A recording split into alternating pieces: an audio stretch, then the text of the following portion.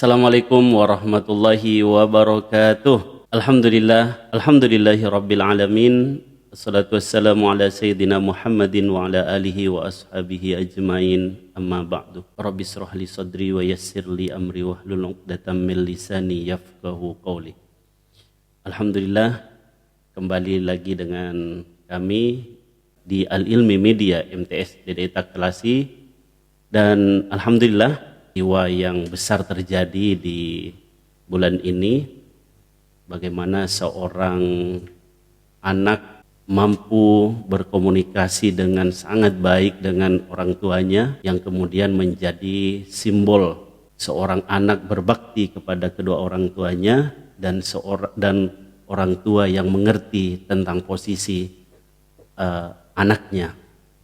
Dan alhamdulillah, pada hari ini saya undang secara khusus di sela-sela kesibukan beliau. Beliau ini adalah seorang ibu, seorang guru, seorang motivator buat saya pribadi, dan mungkin kebanyakan juga murid-muridnya.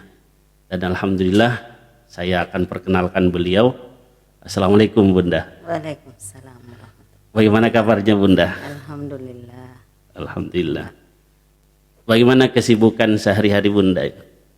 Alhamdulillah, kalau masalah kesibukan itu hal yang sudah menjadi kewajiban. Iya. Walaupun di dalamnya ada sunnah-sunnah yang terselip.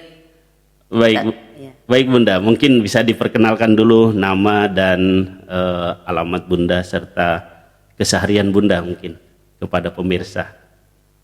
Bismillahirrahmanirrahim. Assalamualaikum warahmatullahi wabarakatuh.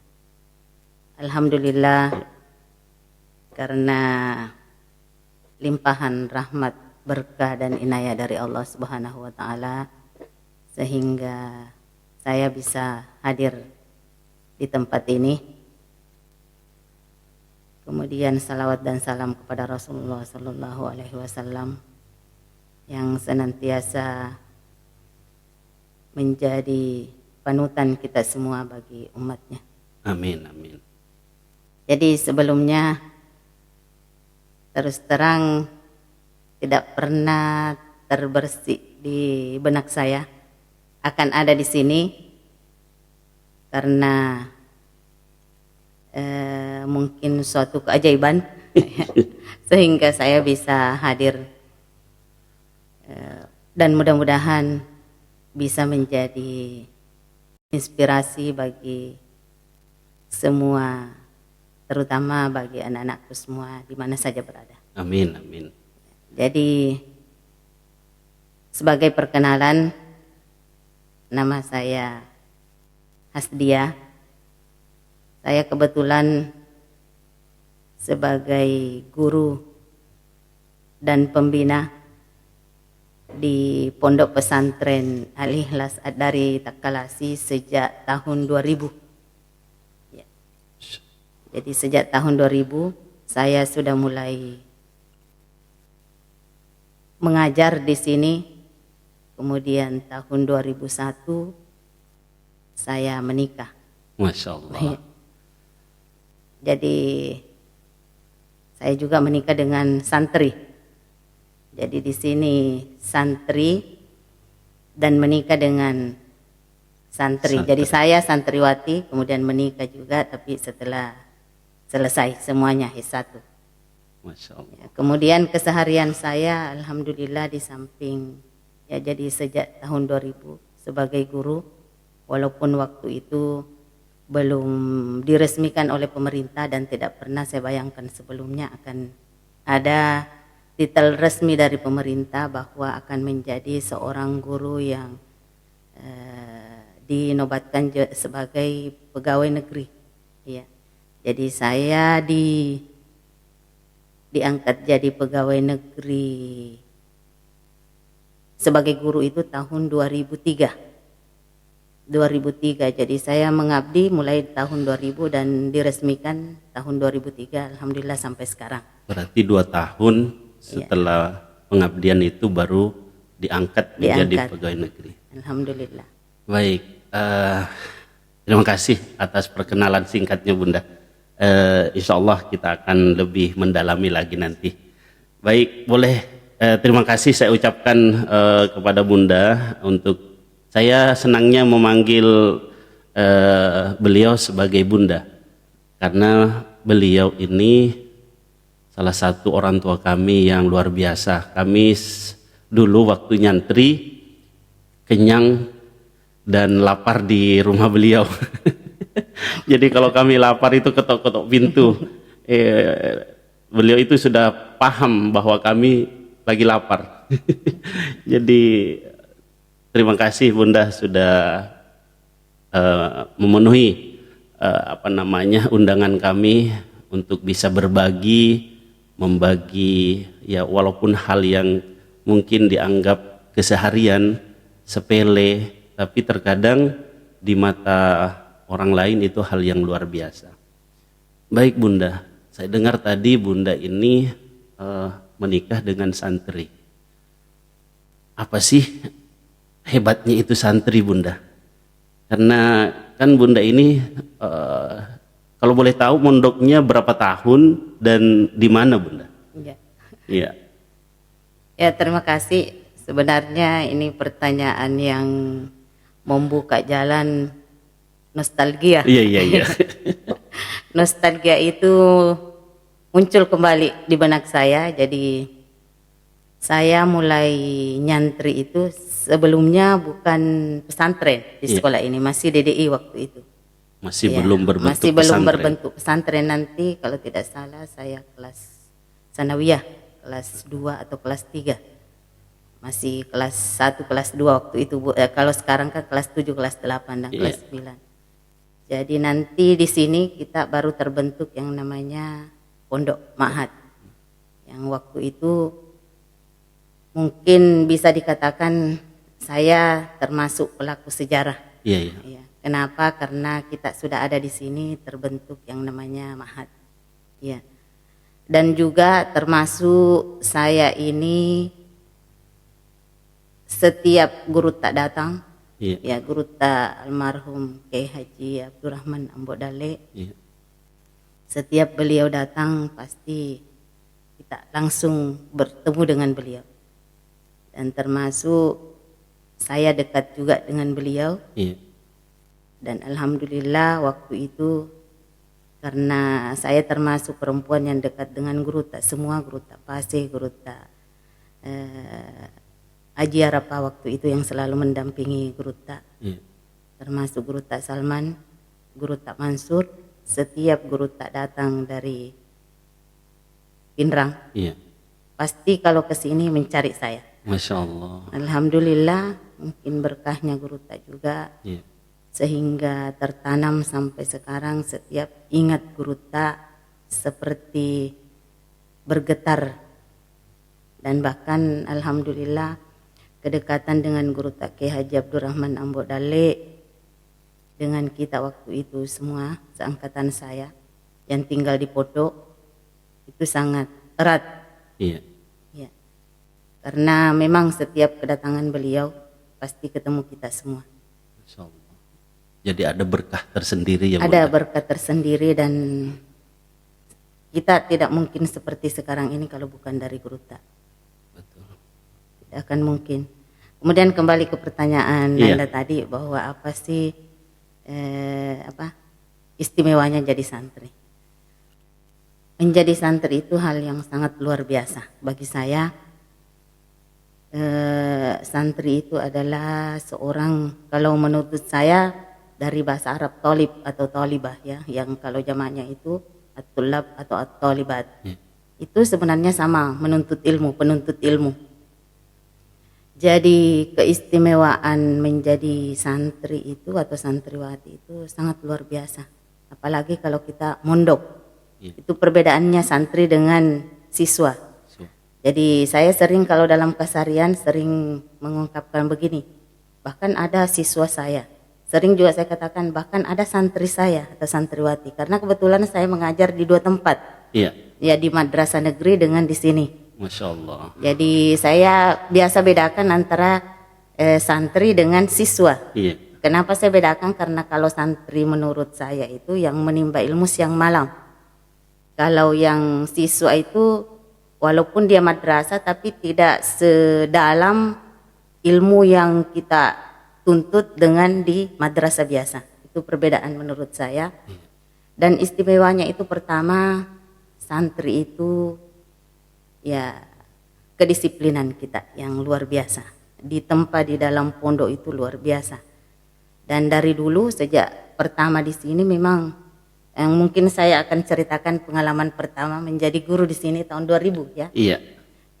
Jadi sebelum menikah saya belum, nanti setelah menikah sebelum menikah saya sudah di sini. Iya. Tapi setelah menikah waktu itu saya kebetulan tinggal di Mangkoso. Kurang lebih 3 bulan tinggal di rumah mertua. Pondok Mertua Indah. Iya. Ini ceritanya. Jadi waktu itu hari pertama setelah menikah saya ke sekolah dengan naik PT-PT dari Mangkoso. Masya Allah. Itu kebetulan saya tidak bersama suami karena kebetulan beliau mengajar di Buluk Lampang memang. Iya. Ya. Jadi saya ke Takalasi ke pesantren waktu itu terlambat 5 menit. Karena saya kebetulan sampai di depan, jalan kaki masuk di sini. Iya. Sampai di dalam kelas kebetulan masih di sana di Madrasah Alia sekarang yang menghadap ke sini yang di dekatnya rumahnya Puang. Iya. Waktu itu sudah ada guru tak berdiri di depan pintu. Guru tak pasti. Guru tak pasti sudah ada karena kebiasaan beliau itu memang setiap pagi mengontrol semua kelas. Iya. Jadi setiap yang tidak ada gurunya dia masuki. Kebetulan waktu itu saya terlambat 5 menit gara-gara jalan kaki. Dan barusan juga saya terlambat waktu itu. Masya Allah. Saya masuk langsung ada guru tak. Iya. Seperti ini. Dengan gayanya. Iya, dengan gayanya yang saya sangat rindu dengan itu. Betul. Ya, karena terus terang saya katakan bahwa saya termasuk orang yang sangat dekat dengan guru tak. Iya. Karena guru tak, saya bisa pindah dari Mangkoso ke sini karena ajakan beliau. Beliau katakan sangat butuh kami berdua. Iya. Dan akhirnya kami pindah walaupun waktu itu mertua kami belum terlalu ikhlas melepas kami, tapi karena bujukan beliau akhirnya mengikhlaskan kami pindah ke Takalasi ke pondok yang berdekatan sekali dengan rumahnya guru tak yang waktu itu kita kembali bernostalgia yang dibangun oleh seangkatannya ini Ustaz Juhri bersama seangkatannya yang awalnya itu hanya 2 petak. Iya. Semakin hari karena mereka sering ke rumah kita sama-sama belajar sama-sama akhirnya ditambah ke depan 1, ke belakang lagi 1. Setelah itu tambah lagi ke belakang, kemudian ke samping yang dekatan dengan guru tak dan seterusnya. Akhirnya panjang kali lebar itu rumah yang bisa kita tempati belajar siang dan malam.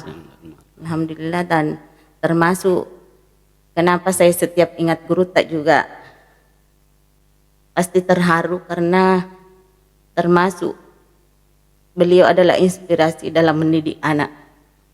Karena guru tak pada saat itu setiap mendengar saya mengajarkan ayat Al-Quran kepada anak saya Ahmad Yusuf waktu itu yang masih dia, kalau suara saya sangat besar memarahi langsung bilang ya Ahmad, beliau panggil itu. Sebenarnya beliau panggil Ahmad itu menegur saya tahu langsung bahwa jangan terlalu keras terhadap anakmu. Saya paham, walaupun beliau tidak mengatakan jangan begitu, tapi saya paham. Jadi saya dengan pelan-pelan turunkan nada saya dan akhirnya terus mengajarkan anak saya. Jadi bagi saya seorang santri itu adalah betul-betul kita harus belajar kedisiplinan karena semua santri itu pasti disiplin. Amin. Karena itu pelajaran yang pertama yang kita dapatkan di sini. Kemudian santri itu adalah sesungguhnya manusia yang berakhlak. manusia yang berakhlak. Yang membedakan antara santri dengan siswa menurut saya itu akhlaknya yang lebih dominan, karena memang kita baru bangun sudah diajarkan itu sampai tidur kembali diajarkan itu. Itu menurut saya jadi istimewa menjadi santri itu sangat banyak yang saya tidak bisa sebutkan. Baik Bunda. Jadi sampai hari ini Bunda bangga dengan status santri itu ya Bunda? Sangat bangga, sangat bangga. Masya Allah. Bahkan orang biasa tanya, alumni dari mana? Saya pasti katakan saya alumni pesantren. Masya Allah. Ya, bukan bangga karena saya ini, tapi karena bangga menjadi santriwati. Baik, tadi sempat menyinggung terkait waktu Bunda menikah itu berarti belum berstatus PNS ya waktu itu? Belum, sampai anak saya lahir 2 belum. Jadi waktu itu Bapak juga belum? Belum, nanti saya sudah di golongan 3C kalau tidak salah, baru beliau resmi jadi PNS. Terus waktu itu kan Bapak mau melamar, belum ada pekerjaan tetapnya. Kenapa Bunda bisa menerimanya?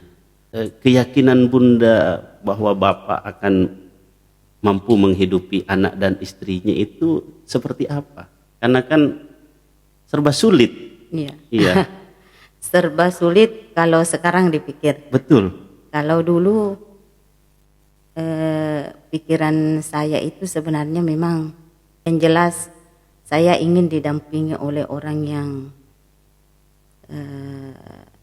kalau saya tidak mengatakan bahwa yang saya dapat ini adalah orang soleh, tapi saya ingin yang saya dapat itu yang bisa mendampingi saya, yang bisa mengarahkan saya menjadi lebih baik lagi dari yang saya sekarang itu. Betul. Dan alhamdulillah apa yang selama ini saya idam-idamkan semua saya dapat. Luar biasa rahmat Allah untuk saya sekeluarga. Baik Bunda, kan Guru Tak waktu itu memanggil Bapak dengan Ibu untuk bisa mengabdi di pondok pesantren tanpa memberikan nominal berapa gaji yang akan diberikan. Tidak.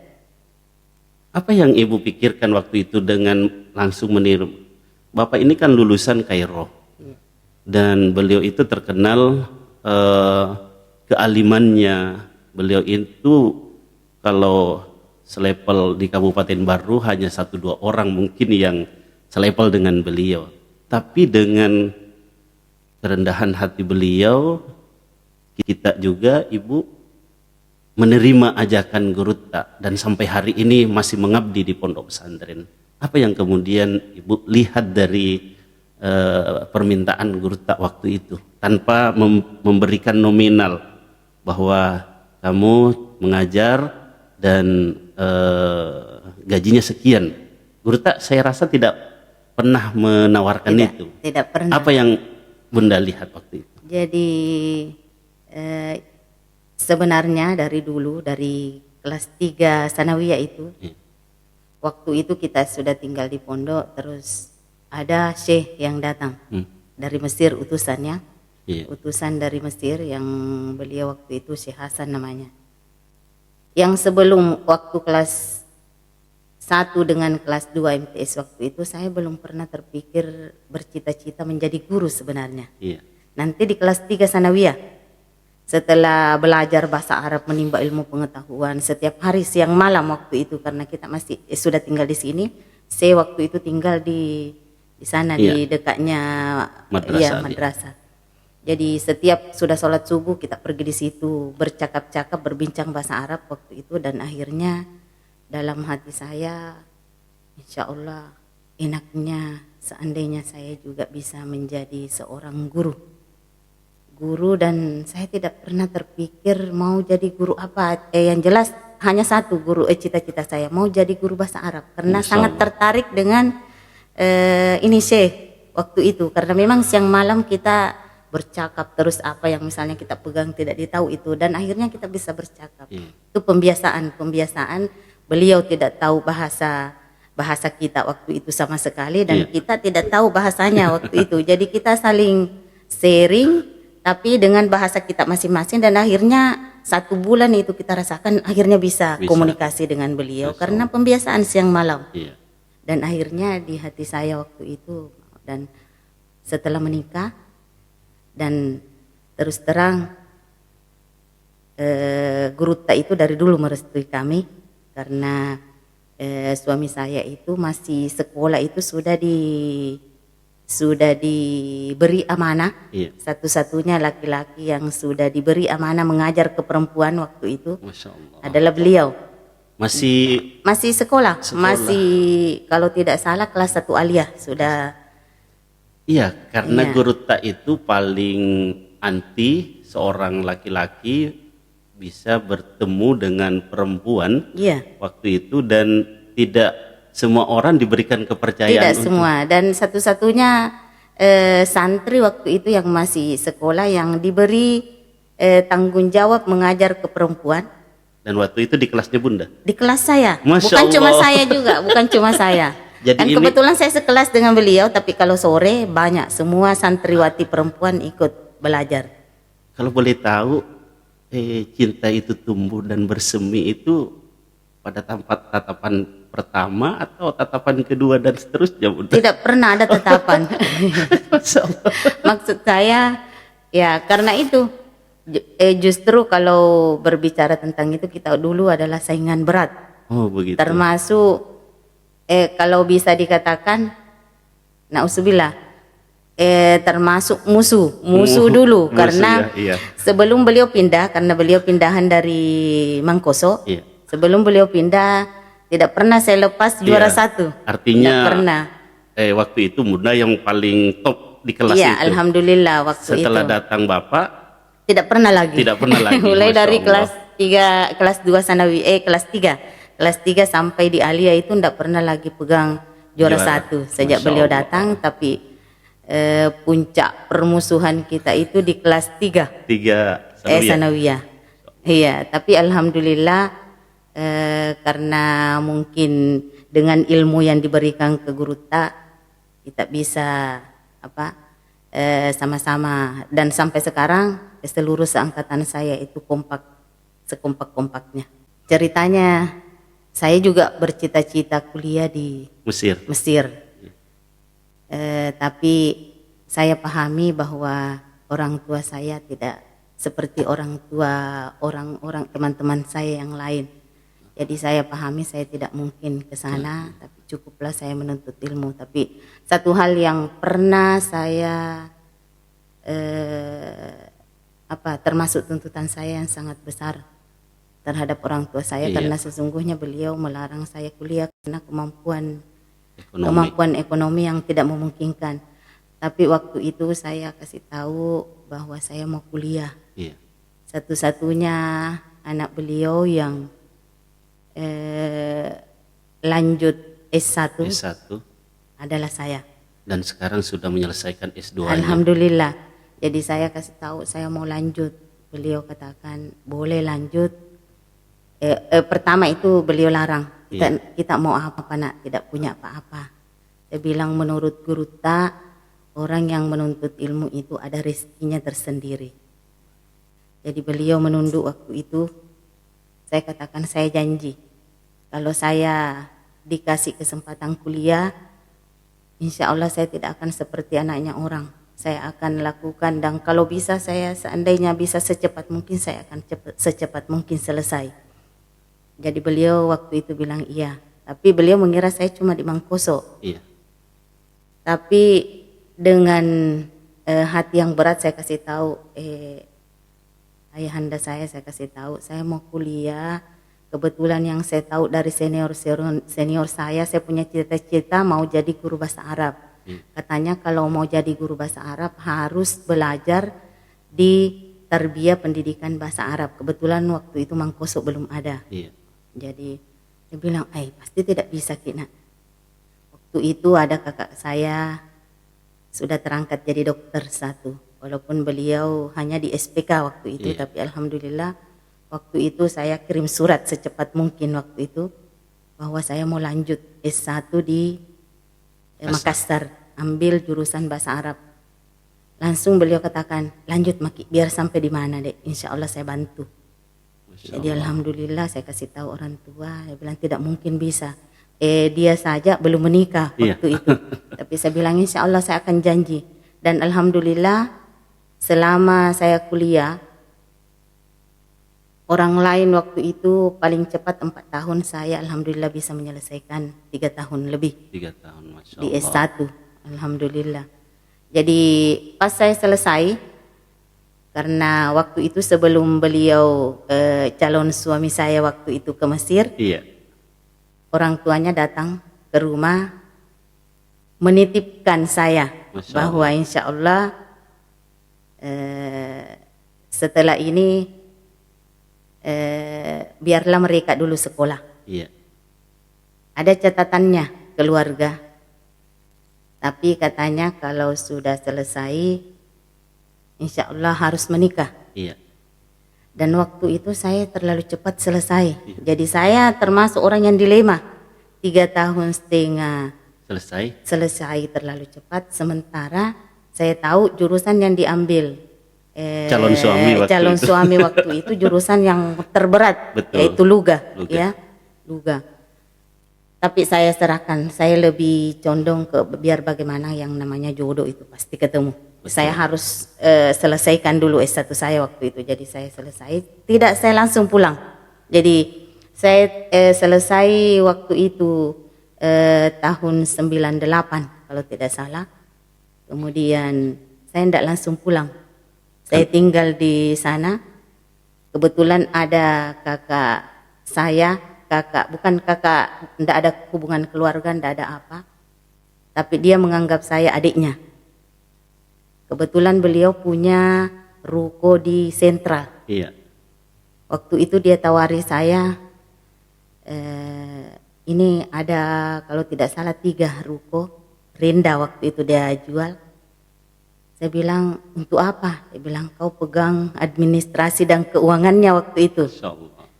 Jadi saya bilang, mohon maaf saya tidak Tidak ada jiwa di situ waktu itu. Tapi beliau tetap paksakan saya, daripada kau pulang kau dikasih kawin. Ya, Waktu Masya itu Allah. dia bilang begitu. Ya. Jadi saya langsung semangat untuk itu, belajar dan terus. Dan alhamdulillah pada waktu itu perkembangannya luar biasa. Jadi Bunda ini Ya. setelah selesai kuliah tidak langsung pulang ke rumah menemui orang tua bahwa saya sudah selesai Bapak Ibu. Sudah tahu, mereka sudah tahu semua. Enggak, mereka. maksudnya tidak pulang dan kembali karena takut dijodohkan begitu. Takut, kan sudah ada perjanjian bahwa Perjanjian. setelah itu. Jadi Masya itu salah satu alasan, dan alhamdulillah mungkin di tempat ini juga saya mengucapkan terima kasih kepada kakak angkat saya waktu itu, Ibu Haja Tati yang Beliau masih- orang Marus. Iya, beliau masih alhamdulillah hidup. sekarang ke Tanah Suci. Masya Allah. Ke Tanah Suci bersama anak sematawayangnya yang lama sekali baru ada, hampir 20 tahun lebih baru ada Masya anaknya. Allah. Mudah-mudahan Ya.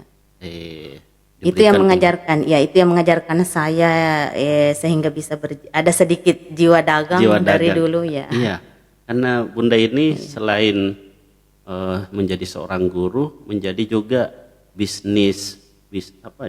usaha-usahanya itu di online biasa, Iya. luar biasa. Alhamdulillah Iya. ada. Omsetnya berapa per bulan Bunda? Saya enggak tahu berapa, karena hanya sampingan-sampingan. Iya, baik Iya. Bunda. Kita tadi kan Bunda ini menikah, kedua-duanya masih status honor. Kalau boleh ditahu Bunda, berapa digajikan waktu itu oleh pondok pesantren? Kalau masih ingat. Iya, terus terang kalau masalah gaji, karena memang saya tidak pernah berharap itu. Saya lupa. Sudah yang jelas waktu itu mungkin menurut orang lain sedikit, tapi berkahnya itu yang Iya. membuat anak saya 2 orang bisa saya Sekolah. hidupi. Masya Allah. Ya, Ahmad dengan Yasin itu lahir sebelum kami berdua PNS, tapi berkahnya yang namanya itu betul-betul keluarga kami itu rasakan yang namanya berkahnya mendidik di pondok. Oke, nanti Iya. lebih panjangnya Iya. nanti Bunda.